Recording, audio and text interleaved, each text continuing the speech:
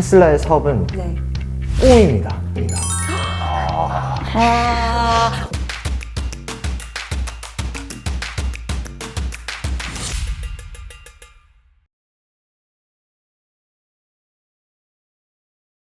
안녕하세요. 자이언트 투자 실험실 5화. 오늘은 또 재밌는 콘텐츠를 여러분을 찾아뵙게 되었습니다. 자, 이번 주의 주제는 이 자동차 역사에 있어서 가장 큰 두 개의 라이벌, 포드 대 페라리가 아니죠. 네, 포드 대 테슬라로 오늘 진행을 해보겠습니다. 이 포드 대 테슬라가 상당히 라이벌리가 많은데, 이 영화 포드 대 페라리와 비슷하게 포드 대 테슬라 이름이 비슷한 것도 있고, 이 포드 하면 모델 T, 테슬라 하면 모델 X죠. 이 알파벳 한 글자 가지고 만든 모델이 대표 자동차라는 것도 있는데, 오늘은 이 자동차 시장을 대표하는 두 종목인 테슬라와 포드를 가지고 이야기를 해보겠습니다. 세계 레이싱 대결을 펼쳤던 게 포드와 페라리 영화 주제였죠. 당시 뭐 배경 설명을 뭐 이제 짧게 말씀드리자면, 원래 저 미국이 브랜드가 뭐 유럽에 비하면 역사라든지 이런 게 다 짧지 않습니까? 뭐 그러다 보니까 이제 포드가 이제 양산차 대량으로 찍어내고 그냥 대중적인 고급 이미지가 전혀 없는 브랜드라는 인식이 있어서 포드가 전통적인 이제 명품 차의 반열에 오르는 이탈리아의 페라리와 경쟁을 하면서 경주 대회에서 이제 페라리랑 한판 뜬다라는 이미지 자체가 포드의 브랜드 이미지 개선에 상당히 많은 기여를 했던 그런 대회인데요.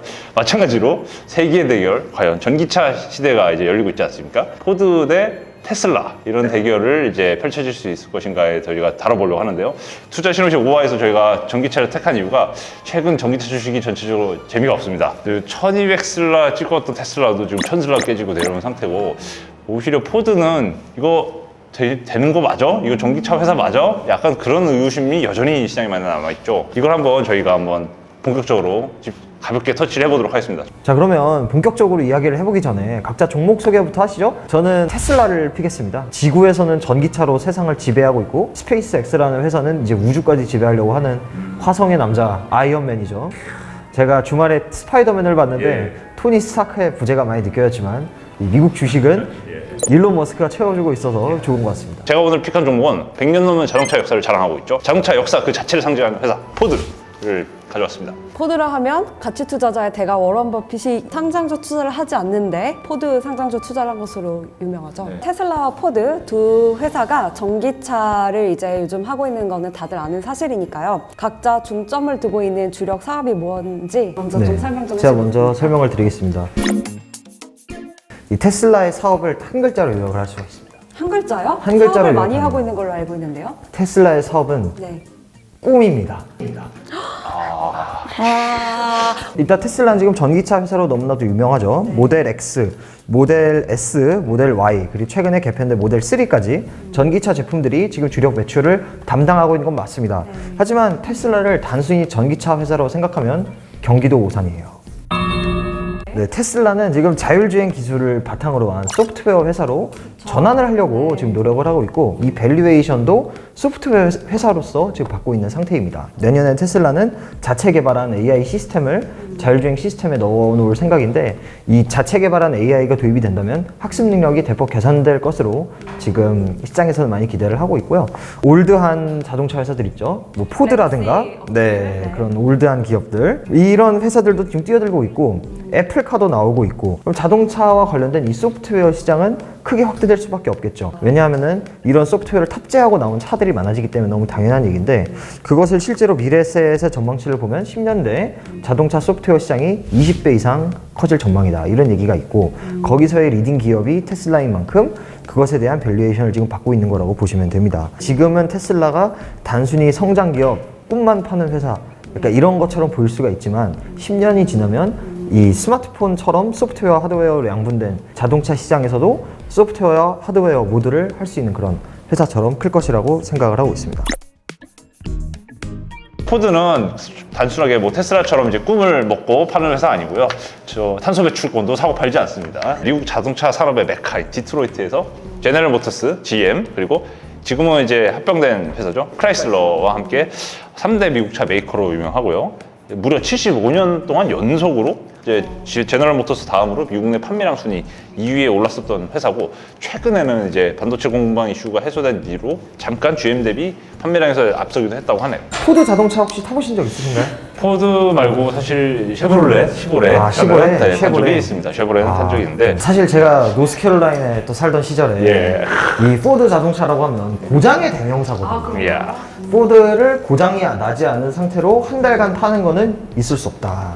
뭐 그 수준으로 잔고장이 많은 차로 유명한데 저는 포드를 택하셨다고 해서 되게 놀랐어요. 사실 프리미엄 브랜드인 링컨이라든지, 그리고 옛날에 갖고 있었던 브랜드인 제규어, 에스턴 마틴, 랜드로버, 볼보, 이거 전부 포드가 갖고 있었거든요.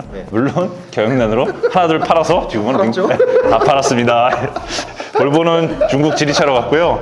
랜드로버랑 제규어는 인도 타타그룹, 에스턴 마틴은 2007년에 프로드라이브로 팔렸습니다. 포드는 아무래도 자동차 회사로 출발했었고, 자동차 회사답게 자동차 제조 판매로부터 발생하는 게 매출 비중 91.1%로 거의 대부분을 차지합니다.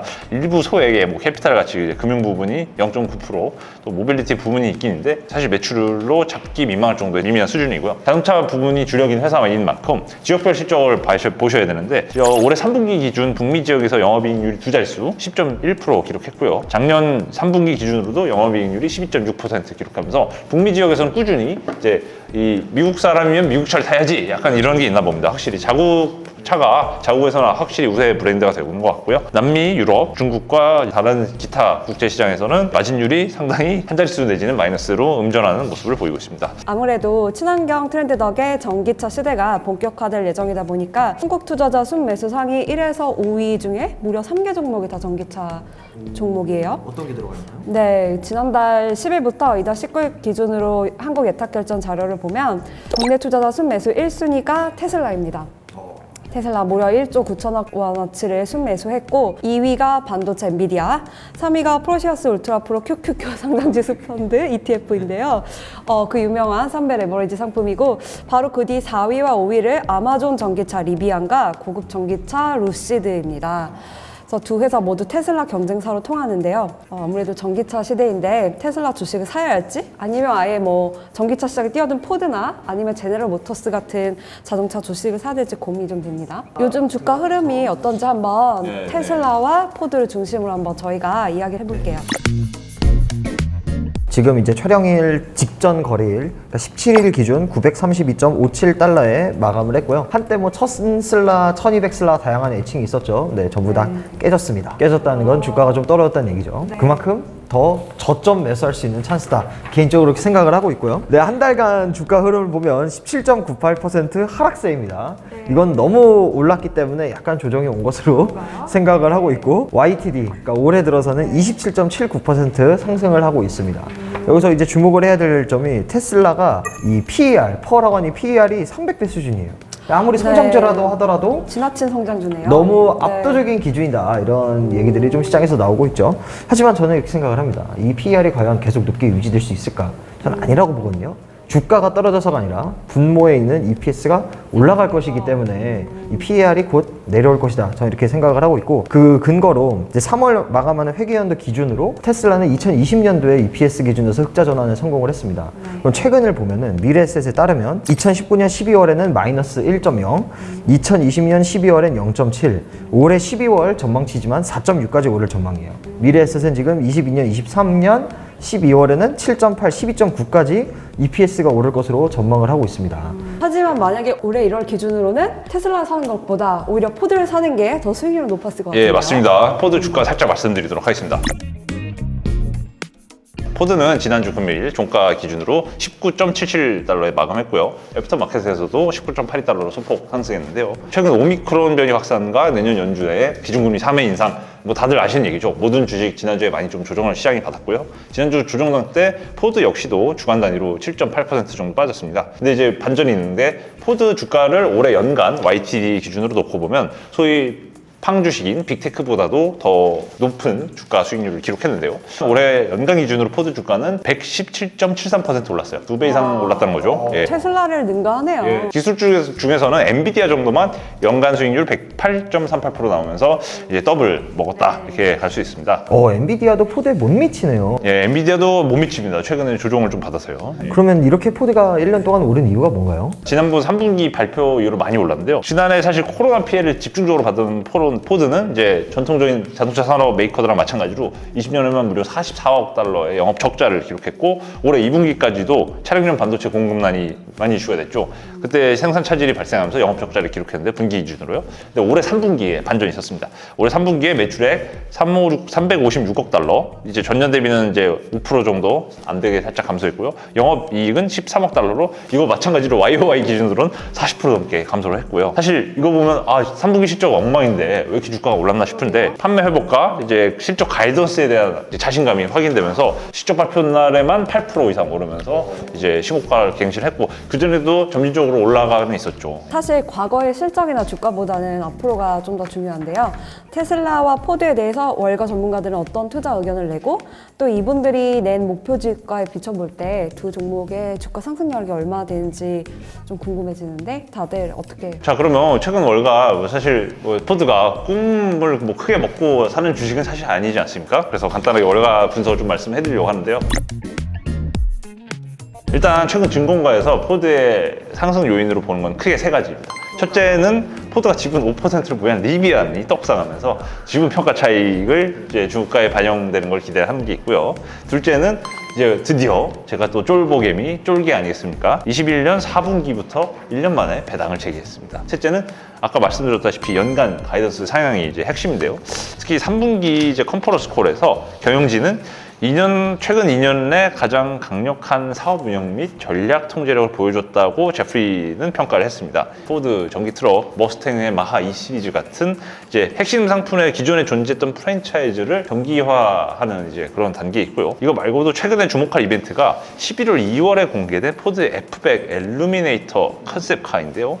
이게 또 레트로 복고풍 스타일로 1978년형 F백 픽업 트럭에 머스탱의 탑재할 모델을 이제 전기 트럭으로 일루미네이터로 가져와서 또 레트로 감성을 자극한 거죠. 1978년형이니까요. 이런 F백 일루미네이터 컨셉카는 후 150 라이트닝 대중 모델인 픽업 전기차 트럭을 출시를 앞두고 있는 포드 그 자체에 대한 브랜드 광고로서 작용한다면서 이 자체가 과연 소비자들이 포드의 전기 트럭의 상품성이라든지 향후 이제 매출 성장성을 상징적으로 뭔가 입증을 해보이는 그런 행사가 될 것이다라고 평가를 했고요. 포드의 앤드루 프릭 미주 판매부문 부사장은 재고 및 신제품의 지속적인 향상으로 인해서 23년 만에 2개월 연속 미국 내 판매량 1위 기업이 되었다고 합니다. 그전에는 제너럴 모터스랑 항상 티격태격 싸워서 1위는 제너럴 모터스였고요. 근데 저는 이제 전기 트럭과 관련해서는 포드가 아마존에 이어서 2대 주주이긴 했는데 사실 리비안이 11월 10일에 상장한 한 달여 전에 그 포드의 포드모터스의 더그 파워 부사장이 조용히 리비안 이사회 자리에서 물러났다고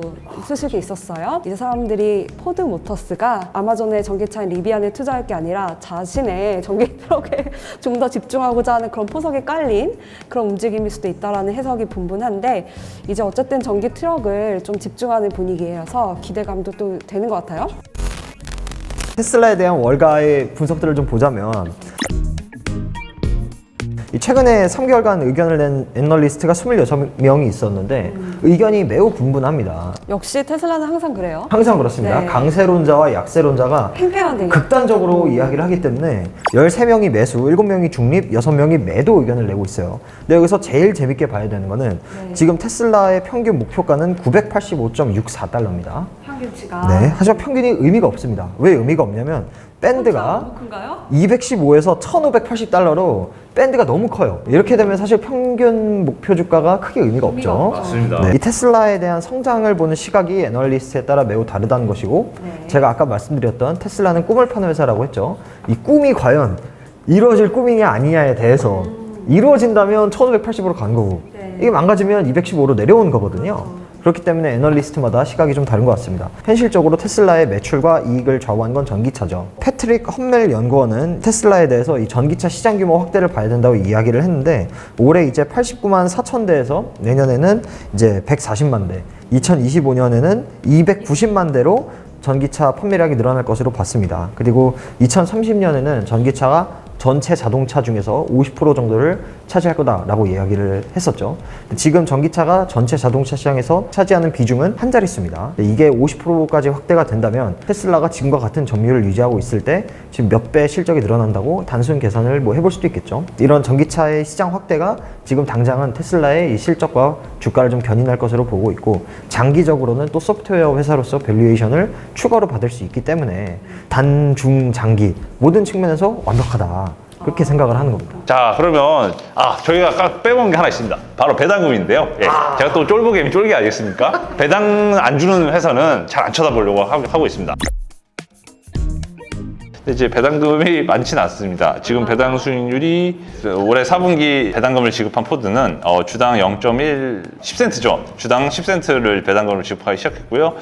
시가 배당률 포워드 기준으로는 2.02% 기준으로 나오고 있습니다. 2016년에 주당 0.85불로 달러로 이제 고점을 찍고 사실 들쑥날쑥합니다. 안정적인 배당 성장률을 보기도 좀 어렵고요, 포드는. 네. 그래서 그냥 배당금은 약간 전기차 픽업 트럭의 이제 가능성에 배팅하는 동시에 은행 예금 정도의 뭐 이자는 커버를 해준다. 뭐 이 정도 장점이 있겠습니다. 테슬라의 배당금은 다음 시간에 말씀드리겠습니다. 네. 장난이고요. 테슬라는 배당금이 뭐 없습니다. 네. 네. 성장주에서 배당금까지 기대하는 건 양아치죠. 네. 그럼 뭐 애플 마소는 뭔가요? 예. 애플 마소 이제 예. 레거시라고 애플 마소는 하시죠. 뭐가? 네. 거기도 레거시인가요? 자, 애플 마소 주주분들! 지금까지 테슬라와 포드에 대해서 각자 투자를 왜 하고 싶은지에 대해서 얘기를 해봤어요. 여기서 이제 중요한 사실이 하나 있습니다. 저희가 룰을 조금 더 개정을 해가지고 구체적으로 이제 만들었는데, 저희가 촬영이 매주 월요일에 있습니다. 그리고 영상은 금요일에 주로 업로드가 많이 되는데, 이 금요일에 영상이 업로드 되는 날에 종가와 그 다음 주 금요일의 종가를 비교해서 승자를 정할 예정입니다. 주간 수익률을 기준으로 정하신다는 말씀이시죠? 맞습니다. 주간 수익률을 기준으로 승자를 정할 예정이고, 승자에 배팅한 이 구독자님들 같은 경우에는 저희가 추첨을 통해서 또 선물을 알차게 드릴 계획이니까 많은 투표 부탁드리고요. 저라도 테슬라를 뭔가 찍을 것 같은 분위기라서 지금 제가 되게 불리함을 이미 시작도 하기 전에 진 듯한 느낌을 받고 있는데요. 사실 저희가 지난주에 처음으로 투표를 진행했었죠. 투자 실험실 이제 장난감 편을 진행했었고, 헤즈브로와 마텔의 대결에서 제가 헤즈브로를 했었는데, 헤즈브로가 그 투표에서 56%의 투표를 받아서 이겼습니다. 대결 네. 이기신 안갑성 기자님 축하드립니다. 네. 감사합니다. 석김이 화이팅!